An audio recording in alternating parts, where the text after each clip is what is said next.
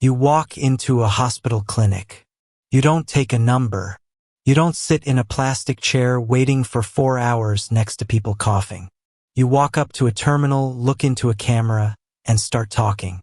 Within 3 minutes, the system analyzes the micro-movements in your face, the exact frequency of your cough, and the last 10 years of your medical history. It doesn't just guess what's wrong. It cross-references your symptoms against millions of successful treatments, diagnoses your condition with a 98% accuracy rate, and sends a prescription directly to your phone. This is not a concept video playing at a tech conference. This is not a theoretical white paper. This is a real, functioning, autonomous system. And the craziest part? It is happening right now, today. China hasn't just built a smart symptom checker. They have built an AI doctor, an intelligence that never sleeps, never burns out, and never misses a detail in your blood work. And it is already active, treating real human patients in over 300 hospitals across the country. If you have ever felt dismissed by a rush doctor, waited months to see a specialist, or worried that a critical detail in your health was overlooked, what you are about to hear changes everything. We are going to walk through exactly how this intelligence was built, why traditional medicine simply cannot compete with its raw processing power, and what it means for the very human act of healing. If you find videos like this useful, hit that like button right now. It takes half a second, and it genuinely helps this channel more than most people realize. And subscribe so you do not miss what is coming next. Let's get into it. The old problem with human medicine. To understand why this AI exists, you have to be honest about a system that nobody likes to admit is breaking. The global healthcare model is drowning. For the last 100 years, medicine has relied entirely on the human brain. A doctor goes to school for a decade, memorizes a mountain of biology, and then spends the rest of their career trying to apply that knowledge to the people sitting in front of them. It is an incredible system, but it has a ceiling. And we have hit it. Think about how a normal doctor visit works today. You get sick. You book an appointment. You finally get to the room, and the doctor has about 12 to 15 minutes to figure out what is wrong with you. In that quarter of an hour, they have to read your chart, listen to your complaints, check your vitals, and form a conclusion. But doctors are human. They get tired. They get distracted. A doctor at the end of a 14-hour shift is simply not as sharp as a doctor at the start of one. They suffer from cognitive bias. If it is flu season and you come in with a fever, they are probably going to diagnose you with the flu. Even if it is something much rarer, much more dangerous, hiding quietly behind those same symptoms. Now multiply that problem by a population of 1.4 billion people. In China, the healthcare gap between megacities like Beijing and rural towns is massive. The best doctors, the elite specialists, are all concentrated in top-tier urban hospitals. If you live in a rural province and get a complex illness, your local clinic simply does not have the expertise to save you. You have to travel hundreds of miles, stand in line for days, just to get 10 minutes with a specialist who is already managing 50 other patients that day. The system was failing, not because the doctors weren't trying, but because there are simply not enough human hours in the day to process that much sickness. Most countries look at this problem and try to build more medical schools. They try to train more doctors, but that takes a decade. It is slow, it is expensive, and it does not fix the fundamental bottleneck. The human brain. China decided to completely bypass that bottleneck. They decided to build a doctor that doesn't have a human brain at all. The intelligence that reads everything. When most people hear the phrase AI doctor, they think of something like WebMD, a glorified search engine where you type in headache, and it tells you that you are either dehydrated or dying. That is not what is happening here.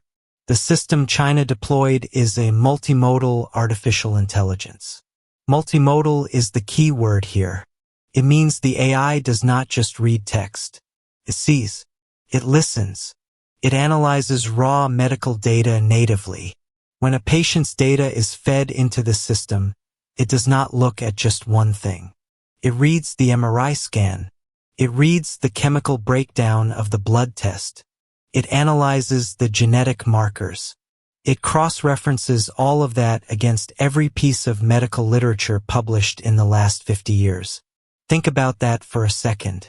A human doctor might read a dozen medical journals a year to stay updated.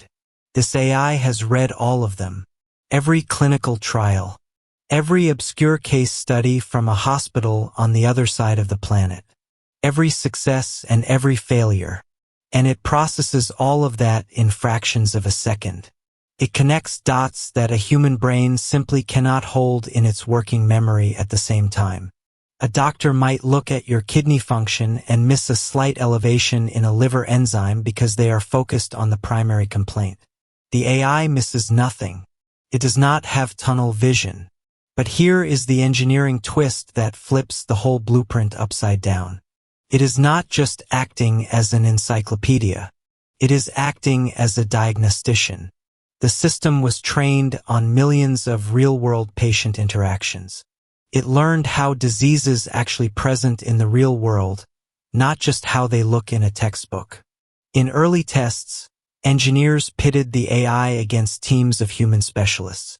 They gave both groups complex, rare cases. The human doctors took hours to deliberate, argue, and reach a consensus. The AI reached the exact same conclusion, and in some cases a more accurate one, before the humans had even finished reading the first page of the file. It doesn't guess, calculates, and it is doing it at a scale that is hard to comprehend. 300 hospitals and the great leveling. Having a super smart AI sitting in a lab in Shenzhen is a great science experiment. But it does not change the world. To change the world, you have to plug it into reality. As of right now, this AI doctor system has been deployed in over 300 hospitals across China. This is not a pilot program testing the waters with 5 or 6 patients a day. This is full-scale deployment. Here is what that actually looks like on the ground. In massive urban hospitals, the AI is acting as the ultimate safety net. Before a human doctor finalizes a prescription or a surgical plan, the AI reviews it. If the doctor prescribes a medication that might interact badly with a supplement the patient mentioned 3 years ago, the AI flags it instantly. It is eliminating the simple, deadly human errors that cost thousands of lives every year. But the real magic, the part that genuinely alters the fabric of society, is happening out in the rural provinces. Remember that gap we talked about? The fact that rural clinics don't have access to top-tier specialists? The AI completely erases that gap. A small-town doctor in a remote mountain village can now examine a patient, upload the scans and symptoms, and instantly have that case reviewed by an intelligence that has the exact same medical knowledge as the chief of surgery at the best hospital in Beijing. The geographical lottery of healthcare is disappearing. It no longer matters if you live next to a billion-dollar medical facility or a concrete clinic at the edge of the desert. You get the exact same diagnostic brain. The AI is currently processing hundreds of thousands of patient interactions. Every time it sees a new patient, every time a treatment succeeds or fails, that data is fed back into the central brain. The system gets smarter every single day. A human doctor peaks in their 50s and then retires, taking all that hard-earned intuition with them. This AI never retires. It just keeps compounding its knowledge, forever. The numbers are staggering. In hospitals using the system, the average time to diagnosis for complex cases has dropped by over 60%. Misdiagnosis rates for early-stage cancers have plummeted. The system is catching tumors in radiology scans that are so small, the human eye physically cannot see them on a monitor. It is the kind of efficiency that makes traditional medicine look like it is operating in the dark ages. But before we get too carried away picturing a perfect, error-free future run by machines, there is a very human catch to all of this. The honest limit of machine medicine. An algorithm does not care if you live or die. It doesn't feel empathy. It doesn't hold your hand when it delivers a terminal diagnosis. It doesn't understand the complex emotional reality of a patient who is too scared to undergo a necessary surgery. Medicine is not just about identifying the broken part and fixing it. It is about trust. It is about a human connection. When a person is sick, they are vulnerable. They want to look into the eyes of another human being and know that someone is fighting for them. A screen cannot do that. And then there is the liability problem. The dark, messy legal reality that every hospital administrator is terrified of. If a human doctor makes a mistake, they get sued. They lose their license. There is a clear line of accountability. But what happens when the AI is wrong? Because it will be wrong eventually. No system is perfect. If an AI misdiagnoses a patient and that patient dies, who is responsible? Is it the hospital that bought the software? Is it the engineer who wrote the code? Is it the human doctor who trusted the machine's recommendation instead of their own gut feeling? Right now, the system operates as a co-pilot. The human doctor still has to sign off. The human takes the final responsibility. But as the AI gets better, as it proves itself to be right 99.9% of the time, human doctors are going to stop double-checking its work. They are going to blindly trust the machine. Because disagreeing with a machine that has read every medical textbook in history is a massive professional risk. We are entering an era where the machine is smarter than the doctor, but the doctor is still legally holding the bag. It is a transition period, and it is going to be incredibly messy to navigate. The blueprint for a new century. Despite the legal hurdles, despite the lack of a human touch, what is happening in those 300 hospitals is not going to stop. It is going to accelerate, because the math is undeniable. We have a growing, aging global population. We have a massive shortage of human medical professionals. The legacy system of healthcare simply cannot scale to meet the demand of the 21st century. China is building the blueprint. They are proving that an AI can handle the heavy lifting of diagnosis, triaging, and data analysis at a national scale. They are taking the most complex, expensive, and critical human infrastructure, our healthcare, and digitizing its brain. And the rest of the world is watching. Developing nations across Asia, Africa, and South America, countries that cannot afford to build thousands of medical schools, are looking at this model. They are realizing they might not need to train 1 million doctors. They might just need to buy access to the right intelligence.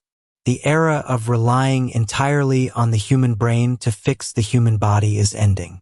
The machines have arrived in the clinic, and they are already seeing patients. If this video changed how you think about the future of medicine, hit that like button right now. It genuinely helps more people find this channel. Subscribe and turn on notifications so you never miss a story like this one. And I want to hear from you. If you were facing a serious, life-threatening illness, who would you trust more to diagnose you? A human specialist with 30 years of experience, or an AI that has read the medical files of 100 million people?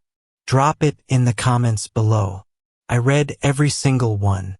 See you in the next one.